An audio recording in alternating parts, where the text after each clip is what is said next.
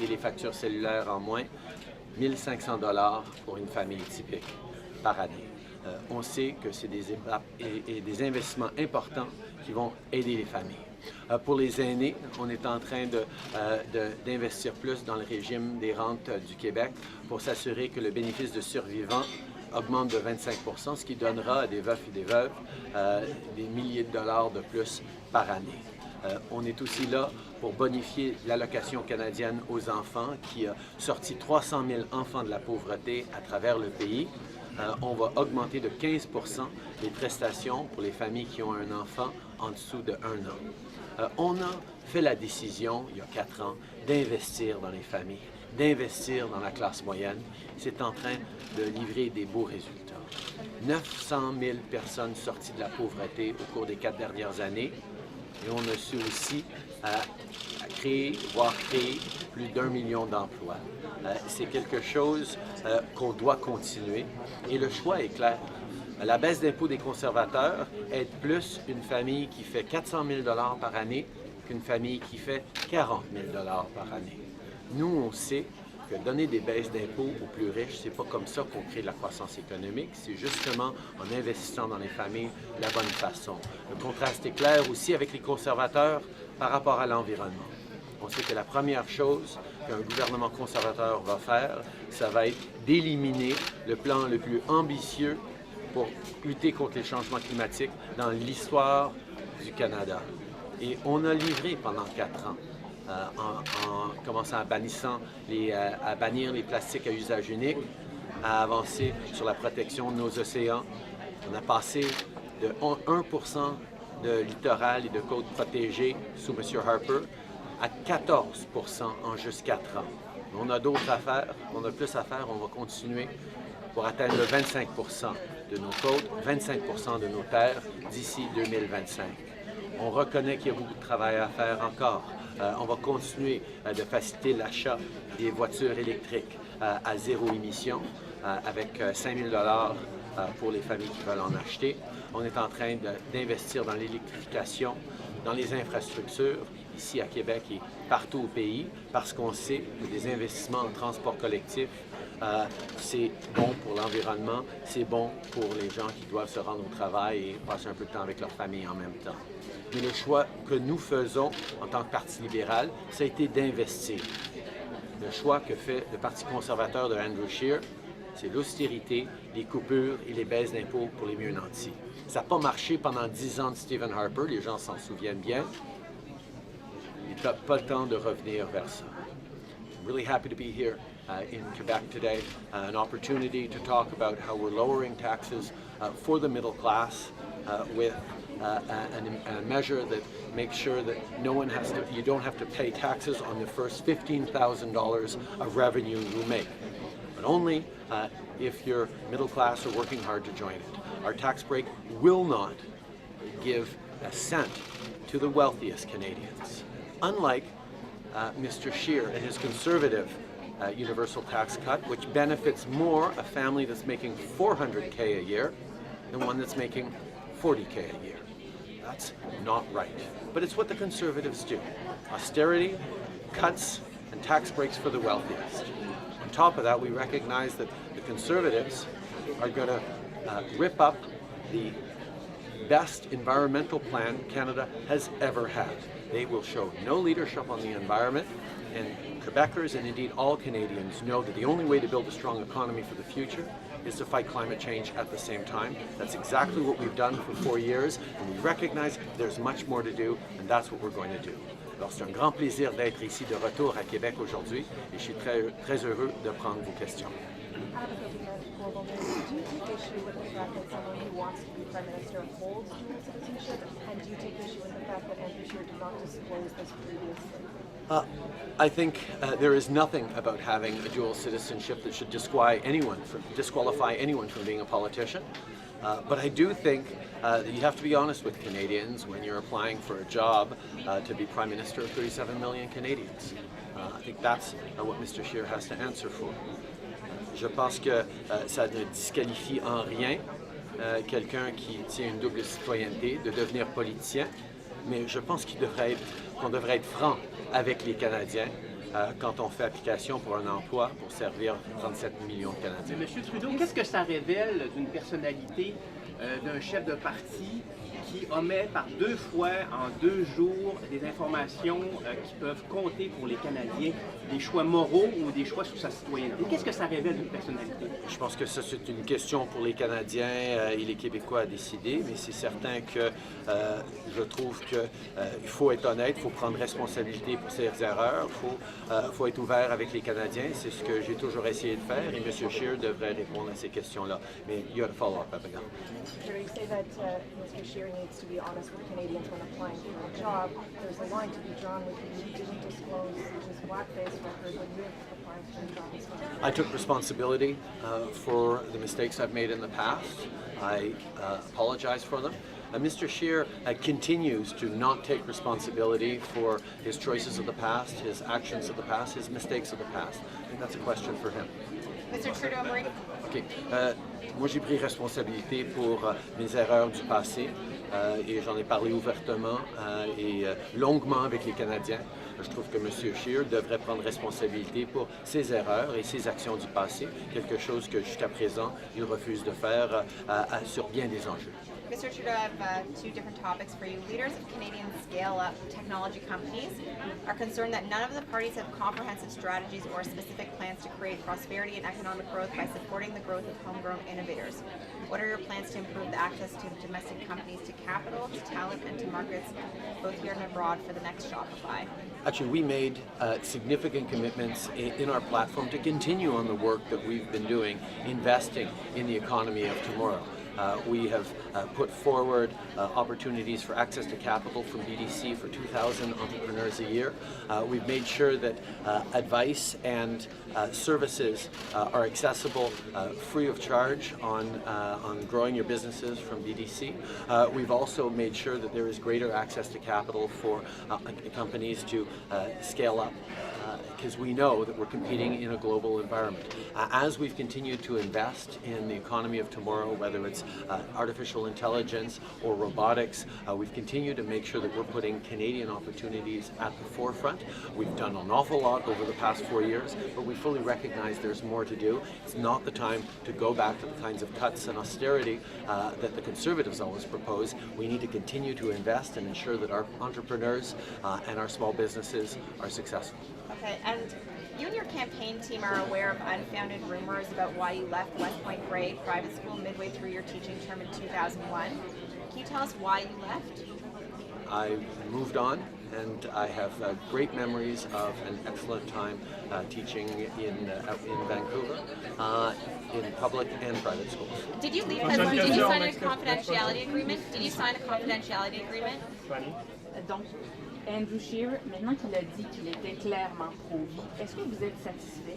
Il y a beaucoup de Canadiens qui pensent comme lui. Est-ce qu'Andrew Scheer n'a pas droit à ses convictions intimes et profondes? Il a tout à fait le droit à ses convictions intimes et profondes et il aurait dû les partager il y a bien des mois. Il aurait pu s'éviter beaucoup d'incertitudes et beaucoup de questions. Mais la question que les Canadiens, et surtout les femmes canadiennes, mais tous les Canadiens peuvent se poser, c'est que est-ce qu'il sera là pour défendre leurs droits contre des gens ici au Canada et partout dans le monde qui veulent limiter les droits des femmes? Est-ce qu'il va être là pour défendre les droits des femmes contre les membres de son propre parti qui veulent limiter l'accès à l'avortement? Ça, c'est la question que les gens doivent se poser. Moi, j'ai été toujours sans équivoque. Je suis pro-choix et personne qui n'est pas prêt à défendre pleinement les droits des femmes ne pourrait se présenter pour le Parti libéral. Au Québec, on a... Okay. I think one of the things that Mr. Scheer is recognizing is he should have been much clearer earlier with Canadians about his personal anti-choice convictions. It would have avoided a lot of speculation, a lot of dragged out questions. Now that he has, Canadians have a choice to make. If it's important to them to have someone who will stand up for a woman's right to choose, they know that perhaps Mr. Scheer, even though he has said that he wouldn't change the laws as written, will he defend women's right to choose against the international forces and even the people in Canada who want to take away those rights, including candidates within his own party? I have made it very, very clear. I am and always have been pro-choice, and anyone who wants to run for the Liberal Party of Canada needs to be ready to defend a woman's right to choose, unequivocally. That is what people know they get if they vote for the Liberal Party. That's not what they're getting if they vote for the Conservative Au Party. Québec, on entend beaucoup de critiques. Les gens sont déçus de vous, de votre mandat, mais pour différentes raisons, ne souhaitent pas nécessairement voter pour vos adversaires. Est-ce que ça vous, comment vous vous sentez d'être un peu le choix par défaut? Est-ce que vous n'êtes pas déçu de ne pas avoir su être plus inspirant?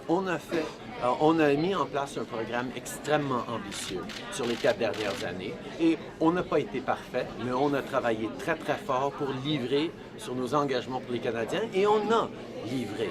On a sorti 900 000 personnes de la pauvreté, donc 300 000 enfants. On a pu voir la création de plus d'1 million d'emplois à travers le pays, la plupart à temps plein. On a su mettre en place un plan plus fort que n'importe quel autre gouvernement canadien pour arriver à des mesures concrètes pour lutter contre les changements climatiques. Mais je suis le premier à dire qu'il reste encore énormément à faire et le choix auquel les gens font face, est-ce qu'on va continuer d'avancer et d'en faire plus ou est-ce qu'on va revenir à l'approche Harper d'austérité et de coupure que propose M. Scheer et son équipe conservatrice? M. Trudeau, hier, M. Scheer a clarifié sa position sur l'avortement. J'aimerais que vous clarifiez la vôtre. En 2011, dans un article de la presse canadienne, vous avez dit que vous étiez personnellement très opposé à l'avortement, mais que c'est aux femmes de choisir. Aujourd'hui, est-ce que, dans vos principes, vos valeurs personnelles, vous êtes toujours opposé à l'avortement? Même en 2011, je disais la vérité que j'étais absolument pro-choix. Mais au fil des années depuis, je me suis rendu compte qu'il y avait un élément d'incohérence d'être en tant qu'homme opposé à l'avortement, mais en faveur du choix d'une femme. Et aujourd'hui, je ne suis plus opposé d'aucune façon à l'avortement et je crois profondément, encore et toujours, à la libre choix d'une femme. In 2011, I said clearly that I was and always would be pro-choice, but I also, in a context where I was talking about my own personal faith, expressed something that I no longer believe. I don't think it is actually coherent or consistent for someone to say that they are pro-choice, particularly a man, to say that they are pro-choice but don't like abortion. I evolved past that particular perspective. I continue to be and will always be fully pro-choice, but I no longer feel that I can or need to say that I'm against abortion. That's not for me as a man to say. I will always be pro-choice. C'est facile de dire ça aujourd'hui, quelques années plus tard, alors que votre adversaire est dans l'embarras sur cette question-là. Ah non, mais presque immédiatement après ce que j'ai dit en 2011, j'ai pris la décision en tant que chef du Parti libéral que personne qui n'était pas prêt à défendre pleinement les droits des femmes pouvaient se présenter sur le Parti libéral. Alors, mes pensées ont évolué rapidement à ce moment-là et j'ai toujours démontré que je suis absolument pro-choix. Je vais toujours défendre les droits des femmes et ça, il n'y a rien qui va changer. Monsieur Trudeau, vous avez parlé de l'importance. Monsieur Trudeau, vous avez parlé. Mr. Trudeau, did you sign a non-disclosure agreement about your departure from a private school in Vancouver? No. And why did you leave that school? Because I was moving on in my career. Monsieur Trudeau, vous avez parlé de l'importance. Online hate speech. One policy plank on the Liberal platform requires that companies take down hateful speech within 24 hours. What is one specific enforcement mechanism that the Liberal Party would like to use? Self-monitoring by companies, which hasn't been very effective so far. We're talking about government monitoring. As part of the Christchurch call, Canada recognized in the work we've done with our partners internationally that there is much more to do to eliminate violence, terrorism, and hatred from the internet. We have begun to work with the big internet companies to move forward on creating better mechanisms for that, and we hope to be able to work with them because they have actually laid out that they want to do much more to remove hate, intolerance, and violence from their pages and from their responsibilities.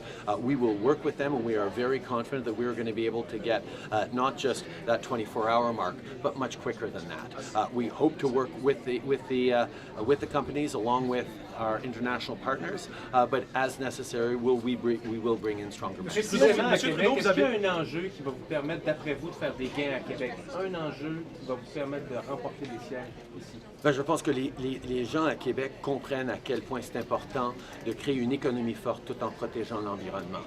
Et avec les conservateurs de M. Scheer, il n'y a aucun plan pour agir, pour protéger l'environnement, pour contrer les changements climatiques. Et les gens comprennent que c'est vers là que nous allons en tant que société, et d'avoir un parti conservateur qui refuse carrément de mettre un plan responsable, réaliste pour contrer les changements climatiques, et qui a promis que la première chose qu'ils vont faire, c'est déchirer le plan actuel, éliminer le plan actuel. Je pense que c'est très clair que notre approche de continuer à investir dans l'avenir, dans les familles, ici à Québec et à travers le pays, c'est ce qui va compter. Monsieur Trudeau, vous avez parlé de l'importance de l'environnement. Vous faites campagne actuellement avec 2 avions. Est-ce que vous allez renoncer à un de ces 2 avions-là? On est en train de faire campagne à travers le pays pour faire de grands événements où on amène des centaines et des fois des milliers de personnes pour des événements. Et on a fait le choix d'avoir plus d'équipements, mais on a acheté des crédits carbone pour tout notre transport. Ça contraste avec les conservateurs qui veulent distraire du fait que la première chose qu'ils vont faire, ça va être d'éliminer nos plans et les plans en place pour contrer les changements climatiques. Ils veulent distraire, et en plus, parce qu'ils ne croient pas à la lutte contre les changements climatiques, il faut souligner pour leur avion, pour leur transport, ils n'ont pas du tout acheté de crédit carbone. Alors le choix, même à ce niveau-là, même avec la distraction qu'ils sont en train d'essayer d'amener pour pas parler de leur bilan piètre en niveau de lutte contre les changements climatiques, ils ne sont pas en train d'agir et de faire le minimum nécessaire. Quel message envoie? Quel message des terrains du fédéral là, à Sainte-Foy pour justement construire des logements sociaux. Est-ce que vous engagez justement? J'ai eu de bonnes conversations avec le maire Labaume là-dessus. J'ai aussi eu de très bonnes conversations avec Conrad Sioui et la nation Huron-Wendat. On comprend qu'on est dans un processus, on est en train de travailler avec tous les partis intéressés. On va trouver la bonne façon d'avancer. Monsieur Trudeau, dans le dossier du logement, s'il vous plaît, le Québec est le seul endroit au Canada qui ne s'est pas entendu avec votre gouvernement sur la stratégie. Qu'est-ce qui nous fait croire que ça ne va pas encore perdurer cette impasse là, pendant le prochain mandat libéral? On a pu investir des millions, sinon des milliards de dollars à travers le pays en logement abordable. Et je dois souligner Jean-Yves Duclos ici qui, en tant que ministre de la Famille et des collectivités, a fait un travail exceptionnel justement à ce niveau-là. On va continuer d'investir dans le logement abordable, dans les logements sociaux, dans l'accès au logement pour les gens à travers le pays. On a pu signer des ententes avec 9 provinces et 3 territoires. On avance avec Québec, mais on est là pour investir et on espère que ça pourra se régler après les élections. On était proche et après les élections, si c'est un gouvernement libéral, on va continuer d'investir. Les conservateurs font d'autres choix. Ils se retirent des investissements pour le logement. On sait que les gens ici à Québec et ailleurs ont un choix clair à faire. Est-ce que c'était une erreur de promettre de résoudre le dossier du Pont Québec dans un premier mandat alors qu'il n'y a toujours rien fait dans ce dossier-là? Au contraire, on a pu mettre en place Yvon Charest qui est en train de mener des discussions avec la compagnie pour s'assurer qu'on a une solution. C'était une situation extrêmement compliquée sur laquelle le gouvernement conservateur pendant 10 ans n'avait rien fait. On est enfin arrivé à une voie où le maire et la province sont optimistes qu'on va pouvoir arriver à la bonne solution pour la Ville de Québec. On comprend à quel point c'est important et j'ai énormément confiance qu'on va pouvoir régler bientôt cet enjeu-là. Qu'avez-vous à dire aux électeurs de la région de Québec qui sont déçus de votre position qui est floue quant à un éventuel 3e lien? On a investi 6 fois plus dans les projets pour la région de Québec dans 6 fois plus de projets que l'ancien gouvernement conservateur. On est là pour être partenaire dans les investissements, dans les infrastructures. C'est le choix qu'on avait fait en 2015, c'est le choix qu'on continue à faire, d'investir dans les communautés plutôt que de faire l'austérité et les coupures. Mais en même temps, si on va avancer, comme on a pu avancer sur le projet de 1,2 milliard de dollars qu'est le projet structurant, le tramway pour Québec, il faut avoir un plan, un projet concret. On ne peut pas prendre position sérieuse sur un projet qui n'existe pas, même pas sur papier encore. Alors, quand le projet viendra nous voir, on regardera le projet, on serait là pour être partenaire pour toutes les priorités de la ville, de la province. On est là pour être partenaire, mais on ne va pas se prononcer sur un projet qui n'existe pas. Le fait que les conservateurs s'avancent là-dessus en période électorale, c'est classique, mais ce qu'on a vu pendant 10 ans de Harper, c'est du sous-investissement en infrastructure. Nous, on sera toujours là pour être partenaires selon les priorités des municipalités et de la province pendant qu'on avance. Sur les crimes par emploi, merci tout le monde. Sur les crimes par emploi, M. Scheer a annoncé sa stratégie ce matin. Can you give us your reaction to Mr. Scheer's gun rules? Mr. Trudeau, do you have any reaction to Mr. Scheer's new plans for guns and gangs?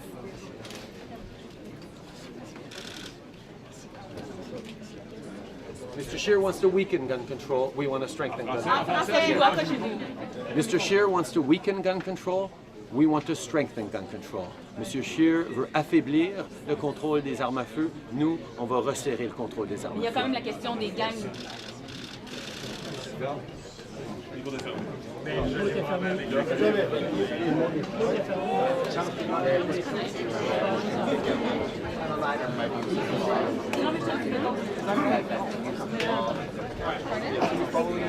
Just for 4 days after 4 years ago.